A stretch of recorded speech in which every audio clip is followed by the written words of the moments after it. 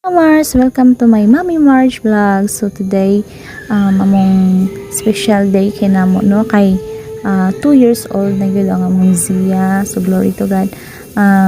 Grabe kay mi ka busy gyud karon guys. Actually wala na gyud mi nag-prepare sa birthday ni Zia. Karon kay na din na siya guys is nag-practice din na sila actually no kay pagka tomorrow is kana sila perform dito sa Kitkay invite sila sa DOST nga mag-perform sila dito. Sila yun ang primero yun kay nga mag-perform dito.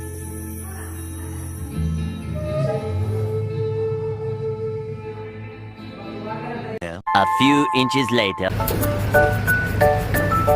Hi guys. Uy, kana dala na niyo. So hi guys. Here kami sa Kitkay.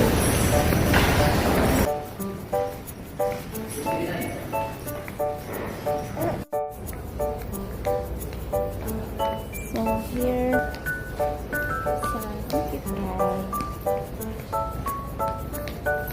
So guys, nabantayan ako dito sa Limkit kay Bamurg. First time na ako makita ang ning-ani ang decoration sa Limkit kay for Christmas. Kaya last year, magminaw na gid kaayo. Super. So, money siya guys. Ang dali sila mag-perform na yung mga dagko nga mga tao nga mga lingkod na sa DOST. So, invite na sila dani guys. No, i-privilege po kayo no nga na yung mga tao nga nakapansin sa ilang talent. So kanina guys, papakita sa inyo. Muni siya ang bamboo. Kawayan ni siya guys. Nagihimo trophy. Muna ang ilang trophy guys. Grabe ka nice. Gamit sa bamboo. So while wala pa, so si Zia among birthday girl.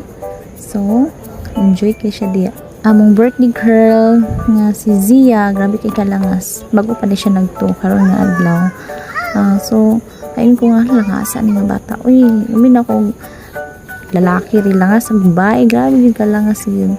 So while nga paabot, so nag-start na dahil sila guys kay sila man ang silbing murag welcome sa mga tao bitaw nga mo abot. So while kaming pang mga tao gapang lingkod, so nag-prepare na sila ilang mga composition ni Axel day ang ilang gikanta mga Mars. So glory to God kay na siya mga talent nga gihatag sa Ginoo sa iya nga makakompose siya og mga original song.